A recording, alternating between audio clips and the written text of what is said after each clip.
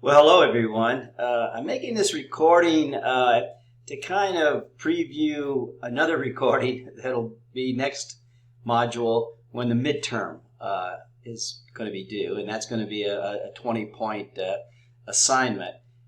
In this module, you have a quiz on the free will debate, and so let's kind of catch up on where we're at.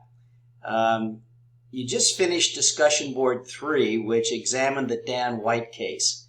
And I've noticed over the years that students kind of come alive on this one because it is interesting. It actually did happen. We started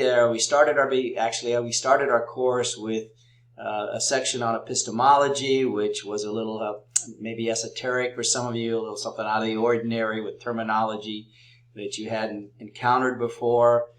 Trying to set the groundwork for how early philosophers try to understand how we come to knowledge, how we evaluate what we know. We transitioned from that into the mind-body problem, which fits right into this free will debate, which again you introduce some new terminology. And we had a quiz on that most of you did very well on. So here we are. Dan White, a former police officer, a former firefighter in San Francisco who walks into City Hall one day with a handgun and kills the mayor and walks down the hallway to Harvey Milk, who was on the city council, and shoots him, kills him. 2 homicides. The defense came up with something kind of interesting. They said, well, this guy was suffering depression, and he was self-medicating with sugary foods, and his favorite selection was apparently Twinkies, and that he kind of overdosed on Twinkies, and that caused an alteration of his brain chemistry, and therefore he should not be held as accountable as a result. And the jury bought into this and gave him 6 years for 2, which for all purposes looked like premeditated murders. It caused an outcry. A lot of people that weren't, did not support this. It actually eventually evolved into a change in the law on diminished capacities in the state of California. We use this for our purposes to try to illustrate something that Thomas Hobbes came up with when he talked about how his determinism was compatible with praise and blame, which seemed like that wasn't a good fit. It doesn't seem like that follows a kind of standard way of thinking about free will, which means what it says. You are free. You're not a victim of brain chemical causality. Now, he said, well, it's compatible, and we're going to redefine free will by suggesting that you're free as long as someone doesn't put a gun to your head. In other words, as long as some outside force doesn't take away what would be your normal desires or your normal course of action, then that's free will. Okay, and then in Dan White's case, it's refined even further to suggest that, well, not only can an outside force take away this compatible definition, but in interior changes, chemical brain alteration, chemistry alterations, like what happened to Dan White, according to the defense, his brain chemistry was altered by these sugary substances that he was taking in excess. That became deep compatibilism.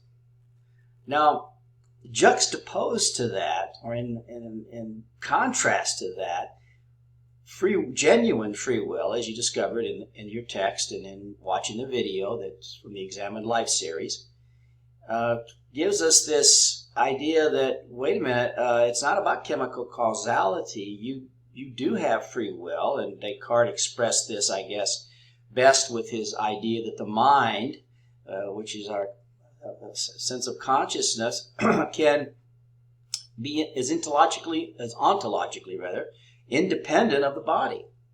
In that case, it means that it can do what it wills, so to speak. Well, That seems to be substance dualism, or is substance dualism, and that has got baggage of its own, because the question remains, well, what is this immaterial substance? What is this mind? What is this soul or spirit, or whatever you want to call this, that is not subject to chemical causality? But what's interesting, and before I leave that, possibly I should bring up Gilbert Ryle's objection to substance dualism as kind of ghost in the machine talk, okay? And there's answers, there's responses to that. Substance dualism is still around, and there's philosophers that can answer those criticisms or have provided their answers.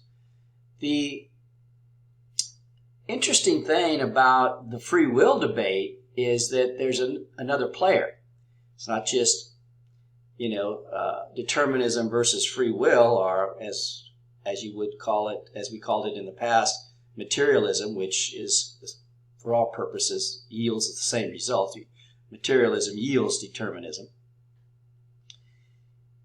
You've got Jean-Paul Sartre, an existentialist, a French existentialist, who comes up with the notion that, hey, yeah, I don't believe in substance dualism, but I also believe we have radical free will, and it's a brute fact.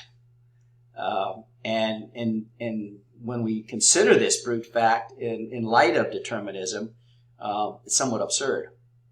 Okay, well, all right, but the idea there is that we definitely have this ability to make decisions that are not just simply the product of our chemical brain machine that leads us into one direction, as based on the laws of cause and effect. So that's where we're at. And again, when I see the responses to the Dan White case, it seems to punch some buttons. A lot of people, kind of against that verdict as being, a little bit outrageous. And it certainly was the case that was a widespread belief at the time that verdict was issued. But at the same time, when we get into this a little bit more, our students also see some issues with how does genuine free will, or Sartre's version of free will that seems to, allow for praise and blame based on what the moral agent did or did not do, and how is it that that's totally separate from what's going on with the brain, with brain chemistry? And as you will have seen, and will see as we continue on in philosophy, we have opposing points of view sometimes. And as part of the exercise, and part of what we are doing, is for you to try to develop a response that you most align yourself with, and then advocate that, and then be sensitive to the counter argument or the opposing point of view, or what counts against your argument specifically, and then provide a response to that. That's what's known as the rebuttal component. Now, the other thing I want to say in this short video is that you really do want to make good use of your course materials. I pointed this out before, but if you simply think that, decide you want to do random Google searches to answer quiz questions, or to get material for your essay, that doesn't work well. That's not the recipe for success.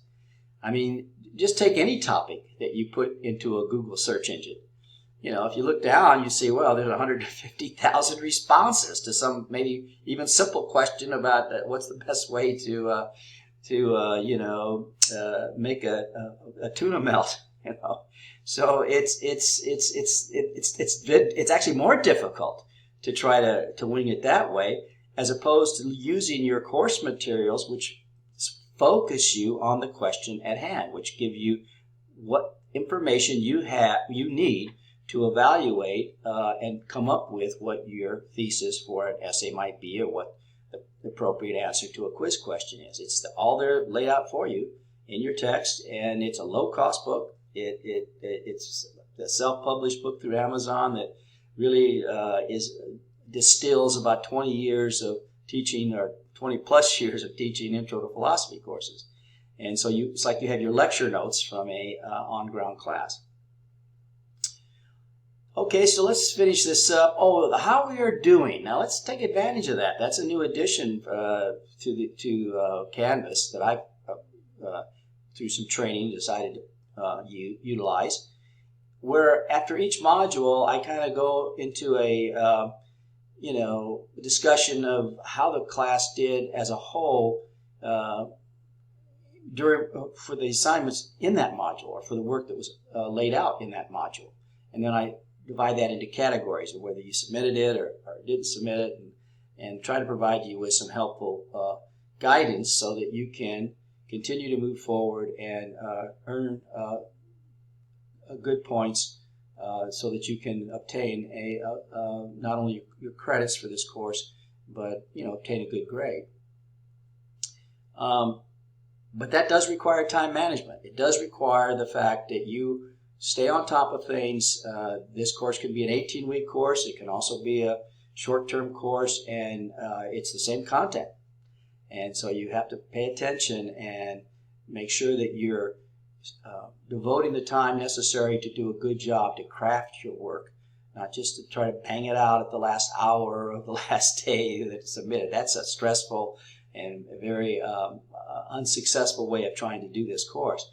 You want to think about these things, get the reading done, watch the videos that might be available, and think about this, get yourself some time to put your thoughts together. If it's an essay, do a couple of rewrites and then submit your final work, and get it in before 11:59 on the last day of time to turn it in.